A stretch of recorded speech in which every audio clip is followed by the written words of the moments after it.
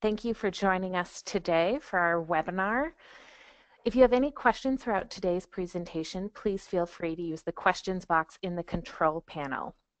My name is Linda Pantel, and I work for the Career Development team here at University of Chicago, and I am delighted to welcome you to our webinar entitled Shifting the Paradigm of Change for Attorneys. This recording will be shared with all registrants within the next few days. Our speakers today are Amy Gardner and Jinnie Cristerna. Amy received her JD from the University of Chicago Law School and now helps attorneys and other professionals plan their careers. And Jinnie is a college alum and is a renowned mental health expert and founder of International High Achievers, where she works with high-achieving professionals to reach their full potential. It is my absolute pleasure to hand the controls over to Amy and Jinnie today.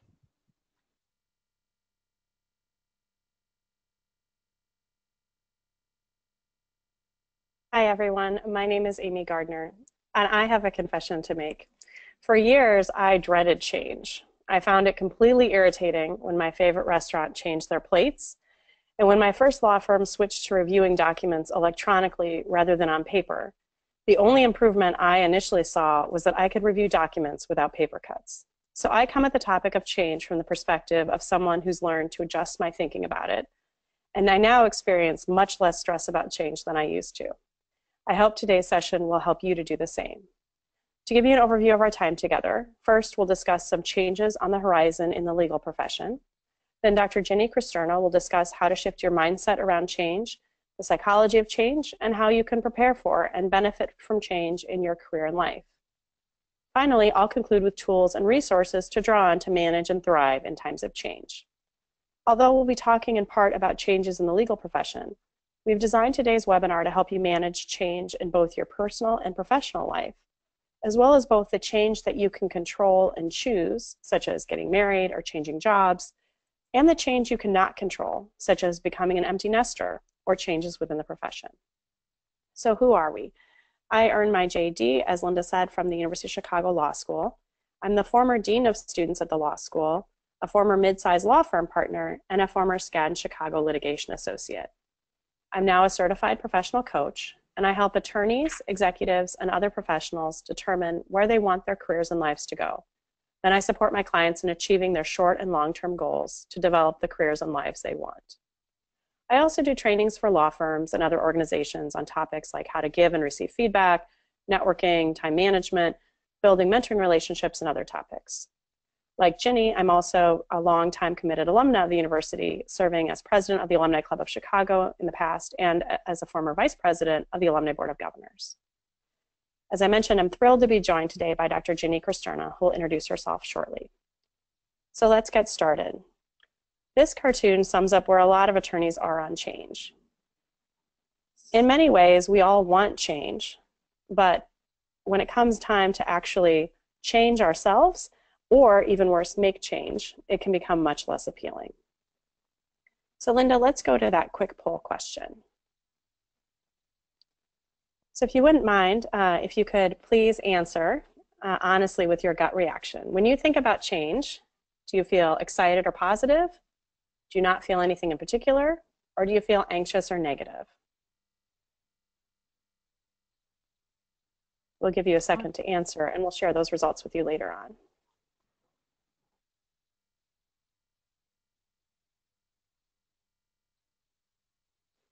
All right, Linda, can we switch back to the slides?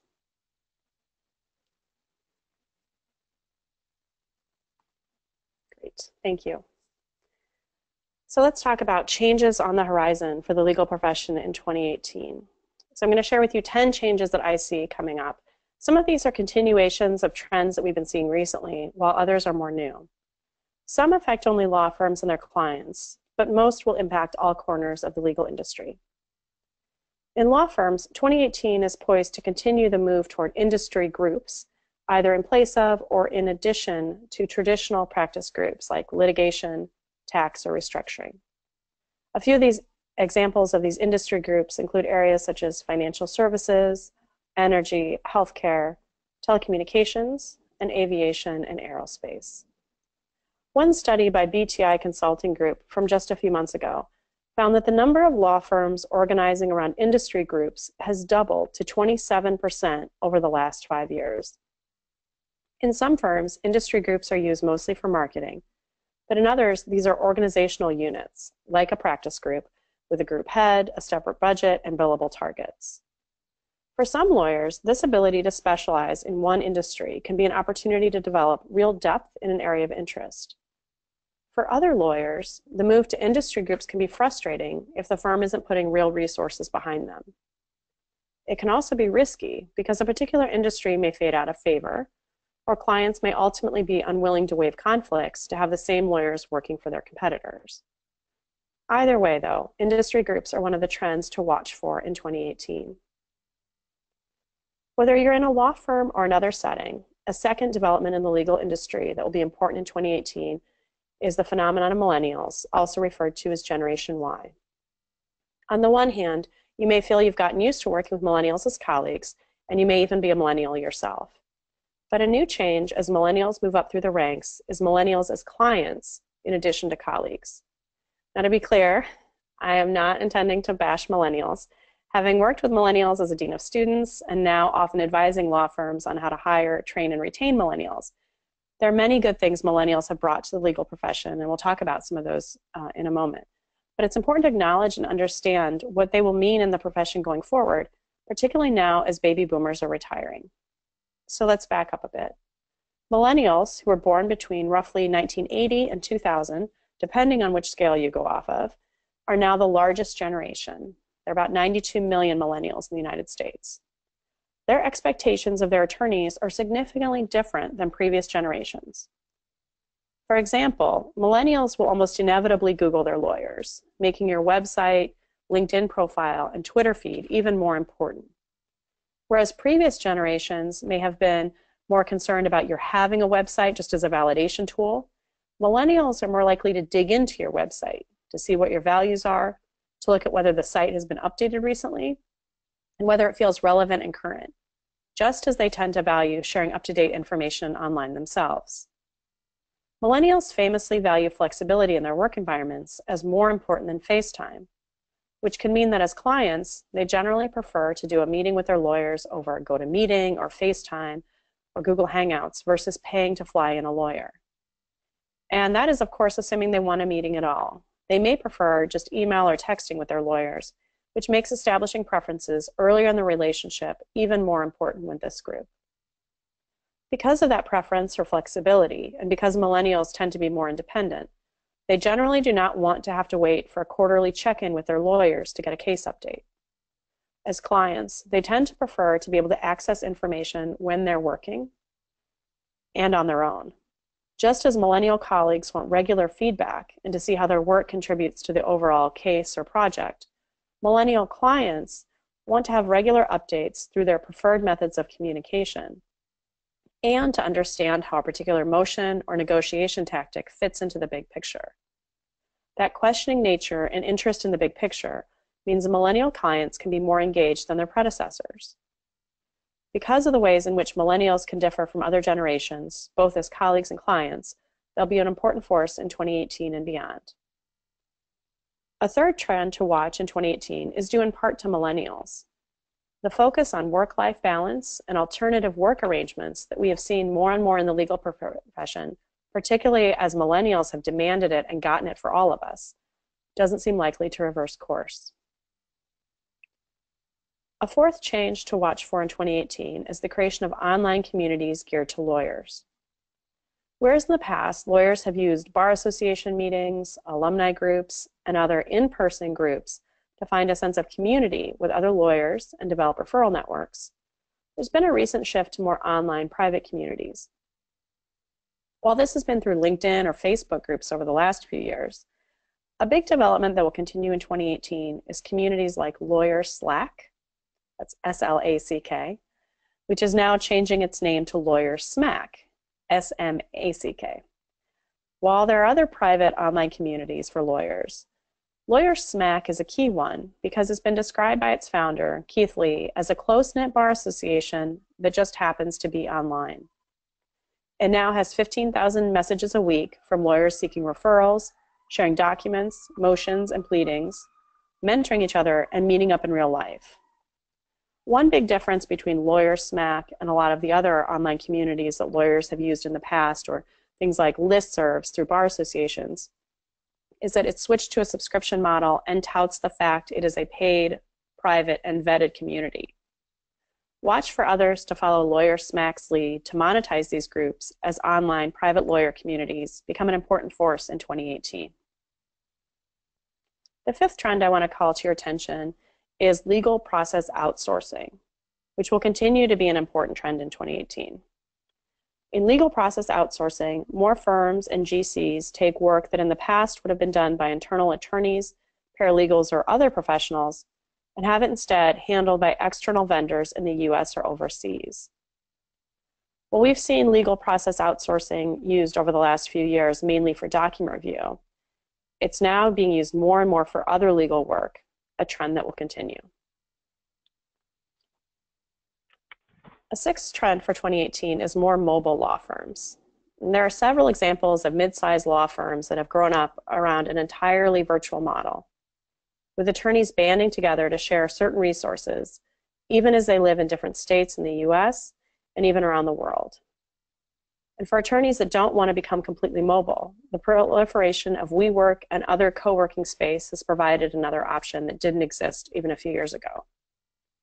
I recently spent several days working in a WeWork office in Washington, D.C., and saw firsthand the number of law firms that had adopted long-term arrangements at WeWork, something that wasn't even a consideration until recently. The seventh development I want to call your attention to is more alternative billing arrangements. Alternative fee arrangements don't seem to be going away anytime soon. Whether they take the form of fixed or flat fee billing, a contingent or success fee, task or unit-based billing, a percentage fee, or some other model, alternative billing arrangements seem poised to continue their steady growth, with even the largest firms having realized they need to move to this model where the client demands it. An eighth trend for 2018 is the explosion of data, both in terms of type and in terms of quantity. Now that discovery is no longer just documents and emails, and includes Slack messages, Snapchats, tweets, and cloud-based document services, an individual can create, by some estimates, 2.5 exabytes of data every day. That's a lot of data, and it means a lot of additional work in terms of making sure that data is retained, reviewed, and produced. Along with data is the ninth development, the rise and importance of virtual reality. Virtual reality is now going beyond gamers and has great potential for use in litigation and particularly in trials, as you could have witnesses able to view the scene of the crime without traveling there. Or, if, for example, in an arbitration, an arbitrator could do a virtual tour of a manufacturing plant without leaving the conference room. As the price for virtual reality goes down and acceptance grows, look for that to be a trend in 2018. The 10th and final development I wanted to flag for you today is the attention being paid to sexual harassment. Although many have predicted a backlash to the Me Too movement, and some analysts predict it will happen as soon as an allegation is proven false, the underlying issue of sexual harassment in the workplace has been brought to the forefront in a dramatic way. More and more legal employers are brushing up their trainings and reaching out to clients that may be in need of trainings or representations in lawsuits. Until these recent developments, sexual harassment and discrimination were issues that tended to end up with HR. Now there's a movement to include sexual harassment and workplace equity in the compliance realm, and for corporate boards to be fully briefed on a regular basis, rather than only when there's a settlement large enough to require board involvement. This area is one likely to be important both in terms of legal organizations and in the legal field, as in-house and outside counsel continue to update their approaches. So those 10 developments in the legal profession are all ones that may bring change to your practice in 2018. Linda, can you share with us the results of the survey question? Absolutely. It looks like we have 44% of people said that they feel positive about change, but about 52% people said that they feel negatively about change, and a few in between on the neutral. Interesting. Well, thank you all for sharing. One thing we know is that change in the legal profession is inevitable. And as we look at these changes that are coming up in 2018, things like industry groups within firms, expanding influence of millennials as clients, online communities, e-discovery, virtual reality, and the attention being paid to sexual harassment, these trends are ones that we can either learn about and embrace to help our practices in these changing times, or we can choose another option that won't be as helpful to us. So with that, Dr. Jinnie Cristerna will talk about how to shift your mindset around change and the psychology of change. So I'll turn it over to her. Hey, thank you, Amy. This is a really informative presentation because I think what you're sharing with the industry-specific pieces for attorneys, there are a lot of pieces there that apply to a number of other industries as well. So this is really great information, and I'm really grateful that you're sharing it with other attorneys. Now, one of the things I do want to expand on, to Amy's point, is kind of that psychology of change that we were talking about a little earlier, but we're going to make it more practical so you can use it right away. So before we jump into that, just a bit of background about me. I got my master's in social work from University of Chicago at SSA. I'm a clinical hypnotherapist. I have a doctorate in Rohan, and I'm also an ordained minister as well. I actually served with Miss Amy on the board of governors, now the Alumni board here at the university, for about 5 years, and I used to be the sports psychology manager for USA Taekwondo as well as a fighter. So I would work with a lot of the Olympians and some retired professional athletes as well. And a big part of what they would come into me with is, wanting to work through change. How do I adjust to not being a professional football player or basketball player, or now I'm an Olympian and I'm retired? But I've also worked with a number of attorneys and doctors and specifically traders and quants for that exact same reason. They're trying to figure out, what do I do next? How do I keep up with not just the changes in my personal life, whether my kids are all adults and they've left and they've moved on to have their own families, but also within my industry, within my practice, within my firm. How do I step into my power, into my light, to really make sure that I speak my truth and I'm able to shine? So that's what we're going to talk about today, how you can shift your mindset when you're thinking about change, because one, it's going to happen, right? The question becomes, are you ready? Are you looking forward to that change? Because some people get very anxious around change. And while anxiety is this really normal feeling that we all tend to feel from time to time, it's actually kind of healthy, to be very candid. The healthy part of anxiety is when you can actually bring that excitement to this change, and that anxiety becomes transmuted or transformed into what we know as anticipation. They're the opposite side of the same coin. So if you're anxious, that means you're probably not prepared for what's going to happen, or you've made this huge storyline in your head about what might happen. It's usually like the worst case scenario. But if you can actually shift your mindset from being anxious to really looking forward to what opportunities are available to you, it makes change something that really presents you with a whirlwind of possibilities for your career. And I'm going to talk about that in just a little bit. So the first thing that you can do when you get anxious about change is push pause in your mind and say, wait a minute, what opportunities might open up? And this is that moment where you can actually create a door for yourself. A lot of attorneys don't realize this because, to Amy's point, things are starting to shift in how practices are organized, whether they're becoming industry-specific groups, whether the millennials or whether your clients or new colleagues are coming in and they're aware of their power, they're leveraging that, and so the belief systems are changing. There is an opportunity for everybody. Whenever something shifts, the first thing I want you to do is go, where is my seat? It's like musical chairs. If you don't identify a seat, you won't have one. So that's the first thing I would encourage you all to do when you start to think about change and you begin to get anxious. Stop and go, what's the opportunity that I can either create for myself here because I see a need that I can fill, or what opportunity is magically presenting itself to me, if you will? Because I could do that, and I can do that better than anybody else. So as we shift to the next slide, I'm going to actually take a sip of water.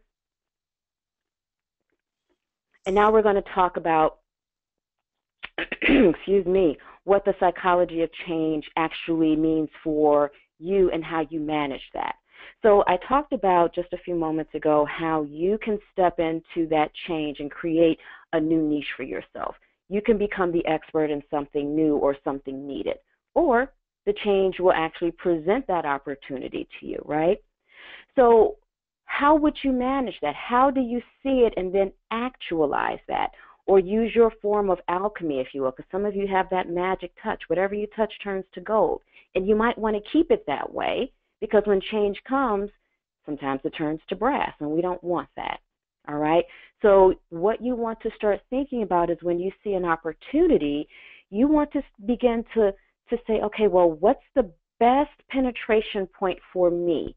Let me get really clear in what my actual value is, not what I think it should be, but what do I actually bring to the table in this particular area that will make me shine, that will allow people to see my light and allow me to be that beacon for that particular industry, for that particular area of expertise, if that's something that's going on. Okay? If you are resistant to that change, to Amy's point, it won't work so well, because whatever is going to leave is going to leave.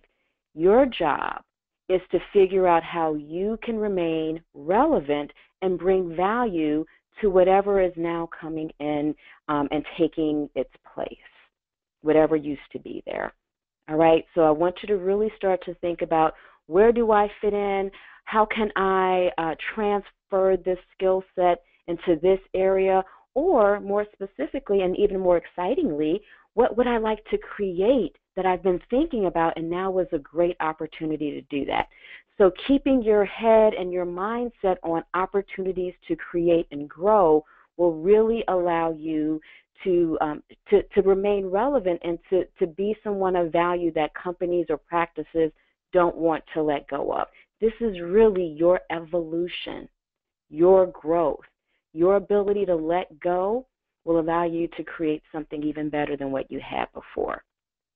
So as we move to the next slide, there we go. Yay, this is really cool. Okay, so the question now becomes, how can you, as an attorney or someone looking to go into law, prepare and benefit from that change that you're going to have in your career and actually apply it to your life? Because this is where everybody has a choice. Some people will choose and their path will be smooth and kind of easygoing. Other people will stumble and they will fall, they'll get back up, and then you have another group of folks who will just fall and they will lose their way. That's just how it goes. We call it in psychology the 1/3 rule. Third of the people get better, third of the people stay the same, third of the people get worse, depending on how their mindset is. When you're talking about career choices that you're going to have to live with, literally and figuratively in your life, you want to be smart. You want to have discernment. You want to use your wisdom, right, to identify what your true talents and abilities are, so you can refine, sharpen, and evolve those as an individual within a company or as an individual within your own practice, so you can stay atop of what's going on. So the first thing that I would love to have you all think about is, what new talents would you like to develop? Right? So if you have your own personal life, you're probably thinking, well, I'm just going to pull something out of the air. I'm doing tax law, but I would really love to learn a little bit more about intellectual property. So tax law might be my specialty that I went to school for, that I've done for 10, 20 years.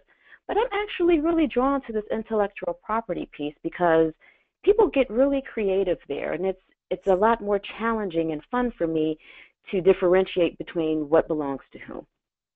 Maybe that might be the thing for you. So you might say, well, let me learn a little bit more about this.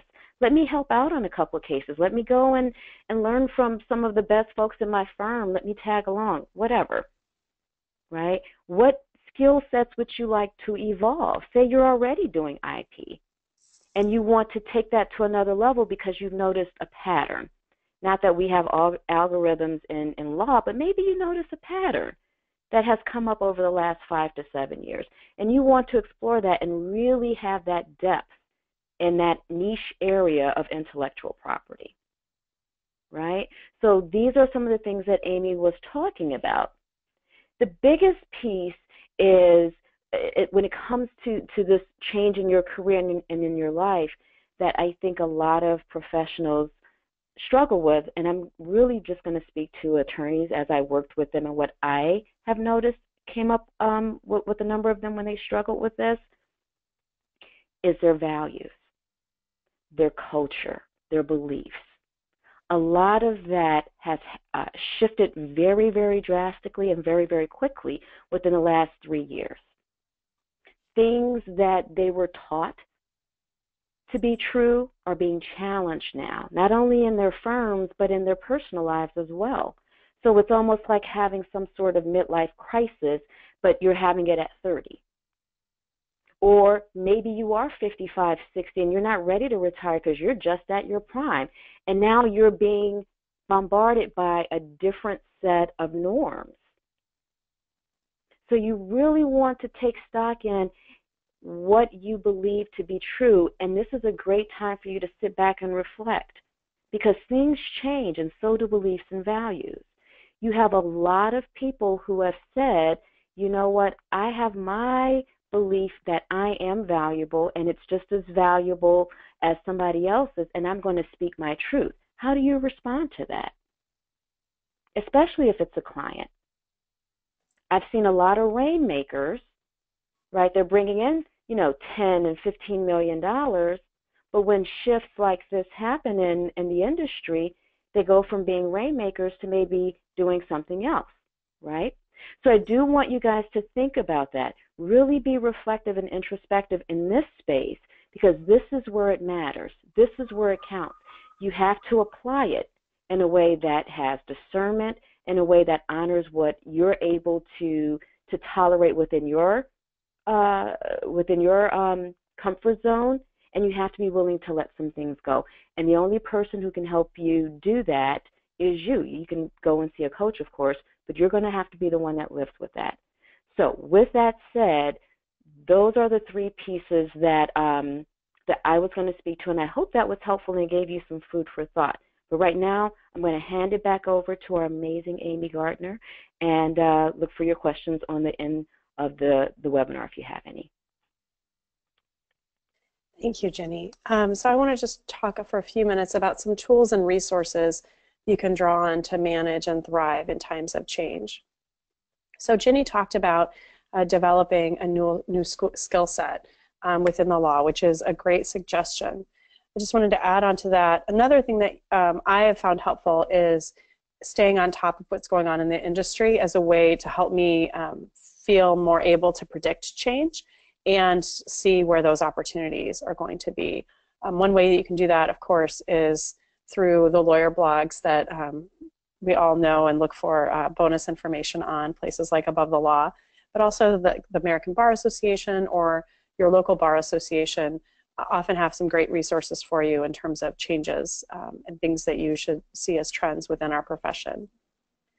Another thing that has been really helpful for me in processing change has been managing my time better, learning how to triage and focus my time so that I have the resources to address the thing that's changing in my life, whether that's been an ill parent or that's been a new case assignment, things like that.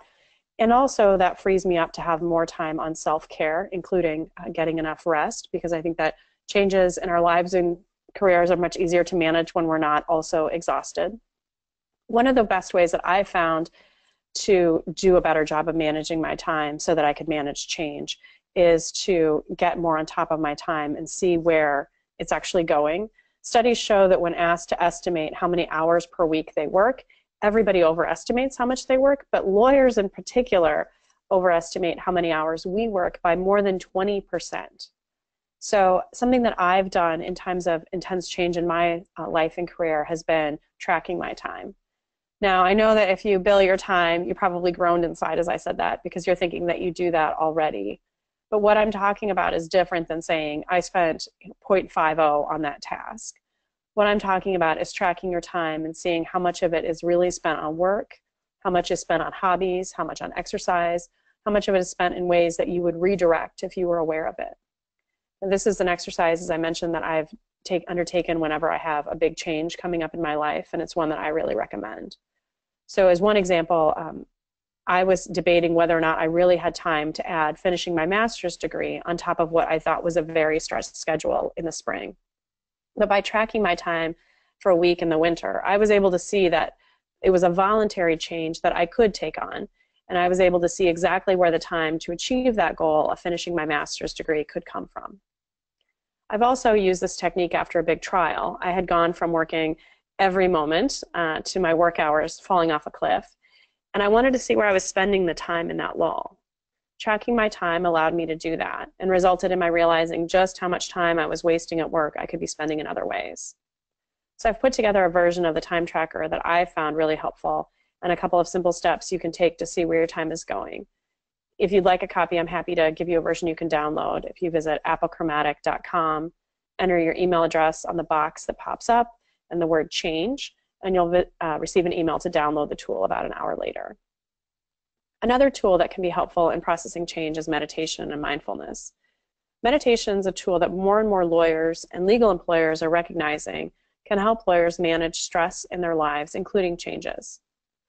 There are a number of apps and resources you can use, including the Resilient Lawyer podcast. Again, that's the Resilient Lawyer podcast, which has a number of episodes focused on lawyers and mindfulness.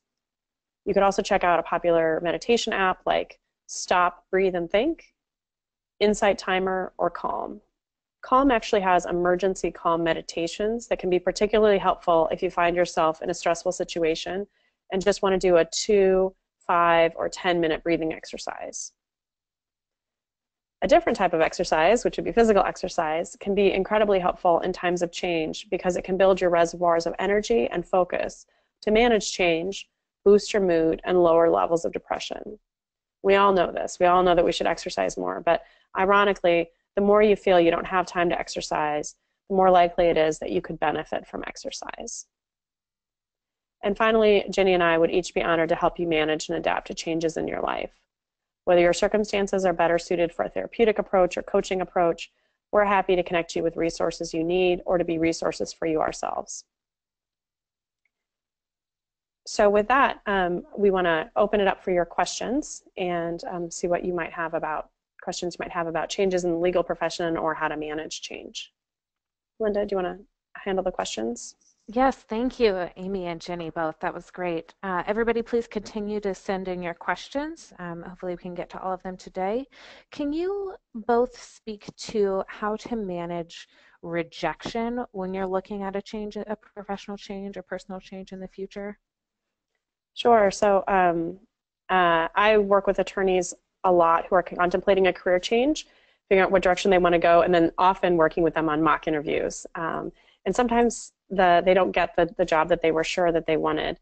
One way that can be very helpful is to think about the interpretations that you're applying to not receiving a job.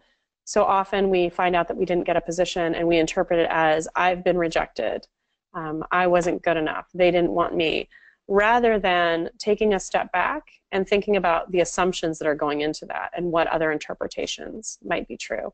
And I find that just asking what other reasons could have caused this can be helpful, because particularly in career rejection, for example, it may be that there was an internal candidate. It may be that the boss is not somebody that you were meant to work for and that you would not have enjoyed working for. So there might be lots of different reasons that a job doesn't work out, and thinking about stepping back from the situation and asking what those might be can be really helpful in looking at our own assumptions and interpretations. Yeah, and I would actually ditto what Amy said, and I would probably add looking at those assumptions that you made, that's really where you're going to get the gold. Because the assumption that I wasn't good enough, that's what we call a faulty thought. And for those of you who attended the Career Blind Spots webinar in July or downloaded it, or you can still go back and look at it, we talk about those blind spots. So that's an opportunity that is worth its weight in gold to go into and look and say, okay, well, where did that come from?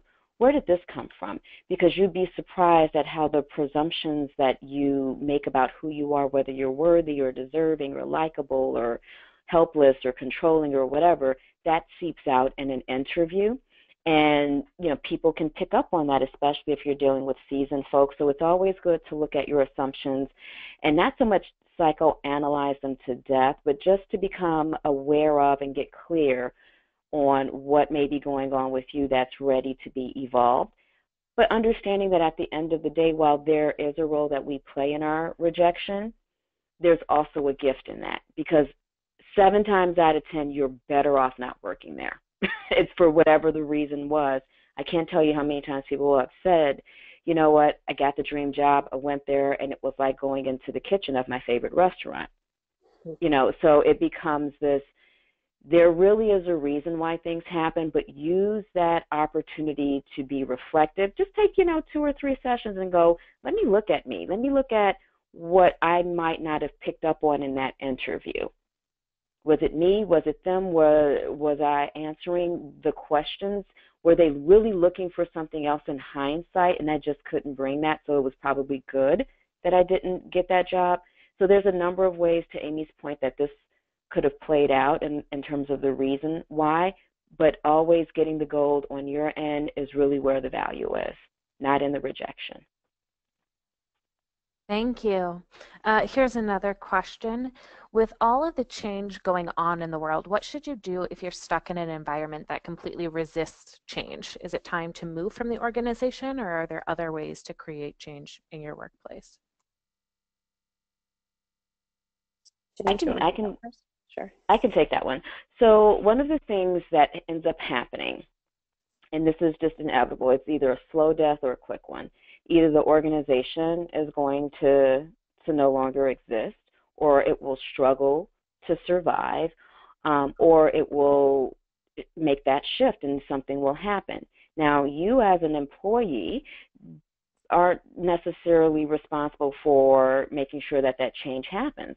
You should always be looking for a job, especially in high change industries like law, right? You should always keep your eyes open, not because you're a job hopper, let me make sure that's clear, but you always want to look for opportunities in environments that encourage evolution and growth. If you're in an environment that does not encourage evolution and growth, then while you're there, do what you can, learn, grow, expand, try to introduce change, but always be on the lookout for, okay, here's an environment that will really challenge me, that will really allow me to thrive. It doesn't mean that the environment that you're in is going to die or no longer be there per se. It could just be a really ultra-conservative environment. And that's just who they are, and they're comfortable with that. If you're not comfortable with it, then you can find another environment, or you can begin to introduce some changes at penetration points that are comfortable for them. Because sometimes people want to go in and they're like, I think we should change this. And it's like going from 0 to 120 in 6 seconds. It's too much. So you might want to use that discernment I was talking about earlier and do it in incremental levels, so it's not such a shock to the system, especially within an organization that might be very, very conservative. I would just add, absolutely look for allies that are in the environment who also want to make change, and look at what you can control, what things are within your power. And then I would look at, as Jinnie mentioned, what can you get out of that situation? How can you learn and grow? And ask yourself why you're staying. I had a mentor who would always say, no one will ever care more about your career than you will. And so you have to decide what's best for you. And it's great to feel loyalty to an employer, but once you've reached the point where the situation is clearly not the right one for you, then it's really time to look at moving on. And one thing that I really recommend is looking at a situation and figuring out what makes it not the right fit for you, so that you know what you're looking for, so you're not jumping from one bad situation into another, really learning from a tough situation so that you can find a better one next time. Yeah, and I just want to go back to that, Amy and Linda, because a lot of times when people really are really hasty in their decision to leave, it's impulsive, and that usually is more a reflection of the employee than it is the company, because things don't happen as quickly as they want. Okay, so I would add that. Just be mindful of, being realistic in expectations and managing that. Thank you. Can you talk about how to justify the economics of change? We have an example here that if you spent several $100,000 on a legal education, but if you don't think it's the right career move and you're thinking of transitioning, how can you justify that money that you might feel was wasted and starting over? So that's a big question, and it's an important question. So it's something that I've worked with several clients on. Usually I talk with clients about how they have that degree and they have the skill set, and that whether they're practicing law or applying that skill set in other situations, the ability to read, analyze problems, break things down, figure out how to solve problems, their writing skills, all of those skills are things that you got from your legal training and things that you're going to hang on to regardless of what job you're in. And there are a lot of different ways to use your law degree. So I always encourage people to think more broadly about what you can use your law degree for. For me, for example, since I graduated from the University of Chicago Law School, I've been a big law associate, partner in a mid-sized firm, and then a dean of students, and now coaching and consulting. And the last two, being a dean of students and coaching and consulting, were not things that I even considered when I was in law school, but they're also things that I would not be able to do now if I didn't have my legal training in my law degree. I also encourage clients to take the long view. So if you're 45, I think was the example, and looking at your career, you're probably going to work 20 more years. And so you have to think about what you want that time to look like. And there are ways that you can find satisfaction outside your job that some people find rewarding. But if you're focused on doing it within your career, that's something where of course, I really recommend working with a coach. But whether it's a counselor or coach or a trusted advisor, it's a big decision and one that you don't want to take on lightly. But ultimately, you're the one who has to go to your work every day, and you're the one who has to live in your career. And frankly, I think that you're worth investing in yourself and doing what you really want to do so that you can be happy. Yeah, I agree. And, one of the things that I'm a social worker, I'm a clinical social worker, and I used to work in nonprofits, and now I own my own company. And yeah, we do therapy, but we do so much more than just therapy, and we do it efficiently. And I share that with you all because you can always take your degree and use it. I don't care if you went to school for basket weaving. There are a set of transferable skills within a law degree that are evergreen, that will cross industries, and that will add value to whatever you're coming to. To be considered informally in-house counsel is an awesome thing for an organization, right? But if you do want to go on to be a coach or maybe working in a hospital, just kind of helping, maybe doing some HR, if you want to switch in that way, there is value to having a law degree. So it becomes a matter of, okay, so I went into law to do this. Unfortunately, it didn't work out so well. How do I recoup my investment? And to Amy's point, yes, you will probably need to work with a coach who will help you think about, all right, well, if I'm trying to pay off, I have $150,000 left in loans, this is what I need to make every year for the next 3 years so I can pay that off. This is my hourly salary. This is what I'm going to need wherever I go. So what are the places where I can go, bring the skill set with me that's valuable to them, in addition to a law background, so I can still pay my bills and maybe do something else that I come to love. And those are legitimate questions, but you never have to stay stuck in a career that you don't like. There's always a set of transferable skills. Your job is to, one, decide for sure if you want to explore that option, and then two, do the homework that's needed to make sure you're getting paid enough to be able to switch into a different career. But your happiness and your health is priceless, so you have to make that choice based on what's good for you and your family. Now, I would just add, too, that I've worked with several clients who were miserable practicing law, and they were up for partner and ended up, or were soon to be up for partner, ended up leaving and doing other things in the legal field. One is now in-house and is thrilled with her job. And so I would also say that if you're feeling frustrated practicing law, remember that the legal profession is wide and your career is long, and there are other options within the legal profession as well as other things you can do with your law degree outside the legal profession. Thank you. And one more. How can you overcome the issue of age when seeking growth and development while seeking change? There seems to be a hard barrier for more seasoned attorneys.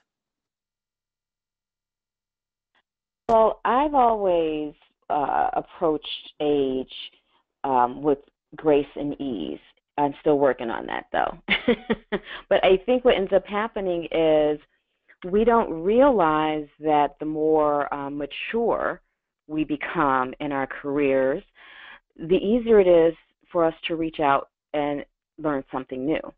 I think the paradigm has been, if you are more mature and more seasoned in your industry, you should know everything, when the reality is very different.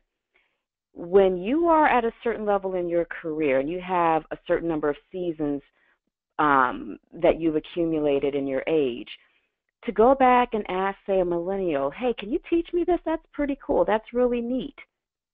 I would like to learn more about that. That's really flattering for that attorney, for that individual, because now they get to teach. And the best way, if you ever want to learn something, is to teach, because you learn it with more depth. And when you go and you ask for help, you become humble, and there's a sense of grace and ease about you that makes you vulnerable. And it allows you to be human, and that's the best part of being a seasoned expert in your field, is to go back and ask someone younger than you or who is more seasoned than you in another area to teach you.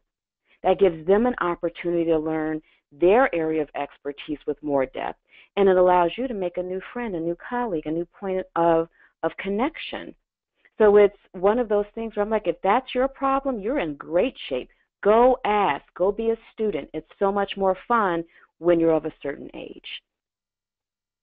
And I would just add, that's great advice. I would just add that I think your network is even more important as you become more senior, as you think about change in the legal profession, change in your own career, having that network and those network relationships. And I would encourage you to network both down and, well, on all levels, really. So you want to be networking with younger attorneys as well as attorneys at your stage or older. And I think that presenting yourself as a lifelong learner and someone who's enthusiastic about things, going to conferences, engaging and making it clear that you are not stuck in the past is really important. And one thing that you can do even is think about writing an article on an emerging topic or speaking on an emerging topic. That can be a way to show that you're still very much connected with the legal profession and interested in the future. And along with that, I would say thinking about the way that you market yourself. So whether it's looking at your LinkedIn picture, getting a new headshot, if it's outdated, things like that could be more important, I think, for more senior lawyers as we try to stay relevant and stay engaged in the profession and manage change.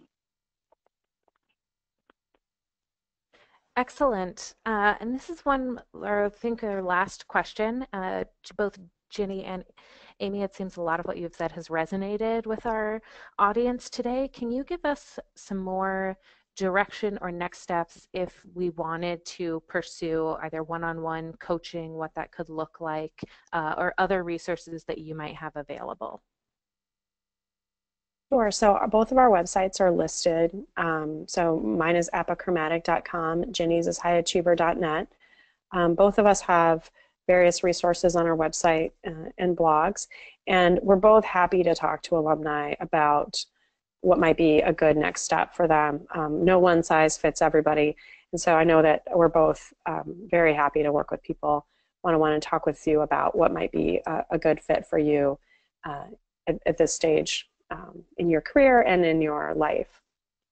In terms of coaching, the way that it looks is it's entirely confidential. Sometimes I'm hired by law firms and other employers, and so that's something that the attorney might be able to get their firm or employer to pay for, and other times I'm hired by individual attorneys, and we do it by phone or by Google Hangout, or whatever the person prefers. If they're in Chicago, sometimes we meet in person.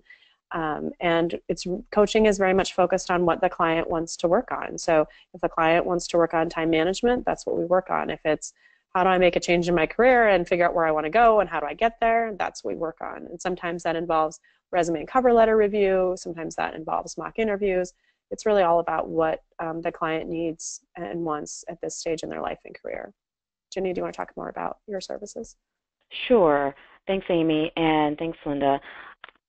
For me, my clients come from all over the world because I am pretty much known for the short-term work. So they'll come in for very specific processes, and then they'll go back to wherever they reside, and we'll do our integration work remotely, which can be done. My patients and my clients who are in Chicago, they do get the added benefit of being able to do those face-to-face if they want. But it's also, an option to have a remote session as well. So for people who are looking to make some quick changes in how they think about who they are, to have clarity and that kind of discernment we were talking about throughout the webinar, that's really what they come to me for. So when they work with Amy, because Amy's going to give you the gold. I mean, she's going to give that to you. It's not going to be, out of reach for you. It's going to be very direct, and it's going to be pretty effective and dead on. So some people, they will come and they'll say, here, I want to get rid of all of this, backstory, things that are inaccurate, this clutter in my head, so I can receive everything that Amy has to offer. And so they'll come in for 1 or 2 sessions because that's really all most people need. If they want to do longer term work, they can do that, and people still work with Amy and, their coach, and just kind of, continue to do that and integrate. But I'm pretty flexible with how people work with me, and all they do is just call, and they'll get a 15-minute free consultation over the phone to see if it's a good fit, to see if they really need me, because if they don't, I'll just say, oh, no, I think it's something that you can, start working with Amy, and then when you get to this point, then maybe give me a call, so that way you can get even more from your sessions with her. So it really depends on the person, but I'm always open to talking with my UFC family and friends to see if it's a good fit and to see if they even need to work with me at all, because if you don't, I want you to go out there and live your life. Wonderful. Thank you both. That brings us to the end of our time today. Thank you, everyone, for your wonderful questions, and a very, very grateful thank you to Amy and Jinnie for this wonderful presentation. I will be sure to include these resources and their websites in the follow-up communications with the recording, so you'll have more access to information from Amy and Jinnie. Thank you so much. Thank you, everyone. Thank you.